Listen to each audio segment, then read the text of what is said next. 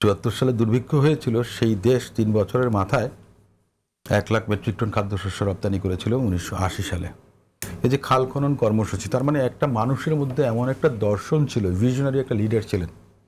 আপনি চিন্তা করি যে আগামীকাল কি খাবো, তিনি চিন্তা করেছিলেন যে আজ থেকে 50 বছর পরে এই দেশের কি হবে বা 100 বছর পরে কি হতে পারে, ওইটুকু চিন্তা উনি করতে পেরেছিলেন। এর বাইরে কিন্তু নতুন কোনো কিছু আমাদের এদেশে অ্যাড হয়নি। আমাদের আমি বলছি যে এই যে আদর্শিক যে বিষয়টা, সেই আদর্শের উপর ভিত্তি করে কিন্তু দাঁড়িয়ে আছে বাংলাদেশ জাতীয়তাবাদী দল। পরবর্তীকালে আপসীন দেশনেত্রী বেগম খালেদা জিয়া তিনি যখন এসেছিলেন, ইনফ্রাস্ট্রাকচারাল যে ডেভেলপমেন্টগুলো হয়েছিল, কিংবা জনগণের সঙ্গে প্রতারণা করেননি যেটা আওয়ামী লীগ করেছে। এই যে আমরা একটু আগে বললাম যে তত্ত্বাবধায়ক সরকার ব্যবস্থা আওয়ামী লীগ বাতিল করেছে, একদিকে আদালতের কাঁধে বন্দুক রেখেছেন, আবার আরেকদিকে আদালতের পূর্ণাঙ্গ রায় আসার আগে পার্লামেন্টে ওনারা অ্যামেন্ডমেন্টটা করেছেন। ওখানে আদালতে যাওয়ার দরকার ছিল না, ওনারা পার্লামেন্টে কিন্তু সেটা করতে পারতেন। তাহলে আদালতকেও ওনারা বিতর্কিত করেছেন, আর পার্লামেন্টে যে কাজটা করেছেন যে ক্ষমতাকে কুক্ষিগত করার জন্য, প্লাস জনগণের কাছে ওনাদের কোনো কমিটমেন্ট নাই, ওনারা জনগণের সঙ্গে প্রতারণা করেছেন। রাজ্জাকি ভাই যে কথাটা বলেছেন যে তত্ত্বাবধায়ক সরকারের জন্য তো জনগণ আন্দোলন করেছিল, ওটা জনগণের দাবির একটা প্রতিষ্ঠিত ফলাফল সেটা ছিল। বিএনপিও তো আপনার 2/3 ছিল 2001 সালে 4 দলীয় জোটের। বিএনপি তো চাইলে মনে করেন সেই সময় আপনার রিপিল করতে পারে। ঠিক আছে, সেই সময় আলাপে যেতে চাই না, কিন্তু এই বিষয়ে আদর্শিক তফাৎটা আছে। হ্যাঁ, আদর্শিক তফাৎ আছে, কিন্তু আরেকটি প্রসঙ্গ আমরা একটু বোঝা মানে আলাপে এসেছিল, যেমনটি জুনায়েদ সাকি বলেছিলেন যে যারা আসলে ফ্যাসিস্ট সরকারের বিরুদ্ধে লড়াই করেছে, ফ্যাসিজমের বিরুদ্ধে লড়াই করেছে, তারা সকলেই কি আসলে গণতন্ত্রের জন্য লড়াই করেছে বলে আপনি মনে করেন কিনা?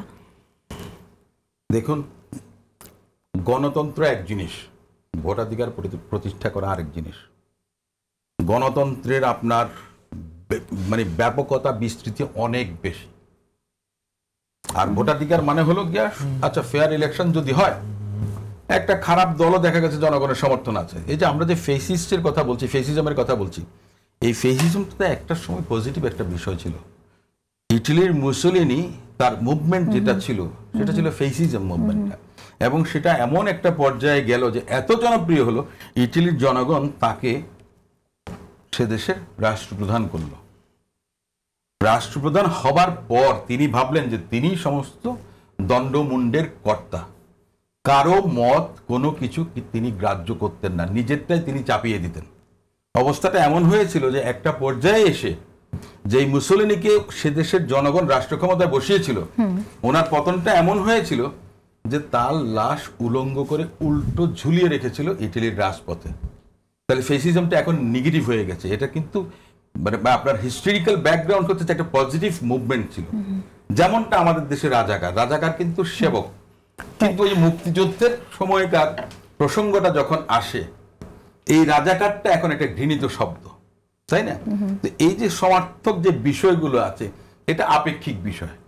আপনার যে আগে যে গভর্নমেন্টটা ছিল ফেসিস্ট ছিল যতটুকু, তার থেকে বরং যেটা ছিল অটোক্রেট, টোটালিটেরিয়ান একটা ব্যবস্থার মধ্যে তারা নিয়ে এসেছিল।